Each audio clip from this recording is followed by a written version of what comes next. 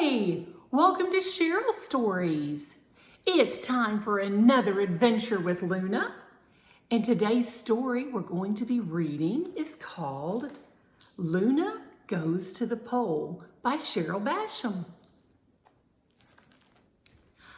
Luna, it's time to come in, Cheryl called out the door to her little beagle puppy. Luna came bounding up the steps and into the house. I was having so much fun out there, Luna panted. Kirby said we might be getting some new neighbors soon. So we were watching that empty house just in case they showed up. I did hear the nice family might be moving in soon, Cheryl said as she patted Luna on the head. I hope they do, but I doubt it will happen today. We'll have to keep an eye out for them, though. Luna, you are freezing, Cheryl said as she continued to pet her puppy. Oh, it's cold outside, but I don't mind, she said. I wear my nice, furry, warm coat everywhere I go, Luna answered with excitement in her voice. Well, you look very nice in your red, white, and blue, she commented, looking at Cheryl a little closer. It's not the 4th of July, is it? She asked, a bit concerned. She never wanted to forget about a holiday. No, not today, Cheryl laughed in spite of herself. But you do have a good eye for detail. This is November. July comes in the summer when it is very hot outside, remember? Cheryl reminded her. Oh, that's right. I knew that, replied Luna. So why are you dressed up like the 4th of July then? Well, today is called Election Day, and it's a special day when Americans have the privilege to choose the people that they want to lead them, Cheryl answered as she slipped on her jacket. Election Day is always held the first Tuesday following the first Monday in November. Cheryl paused for a moment to let Luna think about that. So, how would you like to come with me to vote today? Well, the day sounds a little confusing, but it sounds like it could be fun, I think. So what do you have to do when you vote? Luna asked. Well, it does sound a little confusing, but the system has worked very well for a really long time, Cheryl answered. Let's get going, and I will tell you more in the car, she said. We need to move along, though, because the polls close at 6, she added. Once the friends were in the car and on their way, Luna continued to ask questions. Okay, so what's a poll and how do you vote? She asked, so curious that she could barely sit still. A poll is what the building is called where you go to place your vote.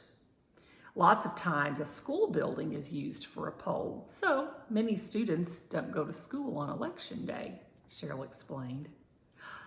Oh, so Election Day is sort of like a holiday, Luna decided. Hey, are we going to Mrs. Hamilton's school to vote? She remembered the kind principal of the school in their neighborhood. Yes, we are, Cheryl answered. Miss Hamilton might even be there. We can watch for her. Luna was excited about maybe seeing her friend again, but she still had some questions about Election Day. So is voting hard? She asked. Well, voting itself isn't hard, Cheryl began. To vote, a person goes to an assigned polling location. It's usually the one that's closest to their house. And once they get inside, they are sent to vote at a small table that is surrounded by cardboard walls or sometimes curtains. Ooh, that sounds so mysterious, Luna said with a small bark. But it sounds so cool. Why all the secrecy? She questioned. Well, that's what makes voting a little complicated, Cheryl answered. Voting is supposed to be sort of private. Like before you go to the poll, you need to make sure that each person that you vote for is good, honest, and smart. They should also love America very much. And people don't always agree on who the best choice for a particular office would be, though. So elections can sometimes get a bit interesting. That's one reason why keeping your vote private is good, although there are other reasons. Oh, all that disagreement. It sounds terrible, Luna said with her ears drooping. So election day isn't always super cool, like I was thinking. Well, even though people don't always agree on their candidates, election day is still super cool, Cheryl said in a comforting voice. Living in America, where we are free to vote for the people that we choose, is always a good thing. Okay, so what do you do at that little secret table? Luna asked, starting to get excited again. The people who are working at the polling place will give you a pencil and a ballot. A ballot is a special piece of paper where you record the names of all the people that you choose to hold offices in the government. You take that paper to the little private table and mark your choices. Okay, that makes sense, Luna answered with a nod of her head. So then what do you do? Well, once you've marked your ballot, you give it to a poll worker and they take care of the rest. Soon the two friends arrived at the poll. They saw Miss Hamilton in the distance and they called out a greeting. Then they stepped inside the building. There were red, white, and blue signs everywhere, marking the way to the voting area. When they arrived in the correct spot, Luna saw that everything was exactly the way Cheryl had described it. The puppy waited patiently while Cheryl filled out her ballot. Here you are, Cheryl said as she handed her ballot to the poll worker. Thank you for voting today, the poll worker replied. And who is your little friend? Oh, this is my puppy, Luna, Cheryl answered proudly.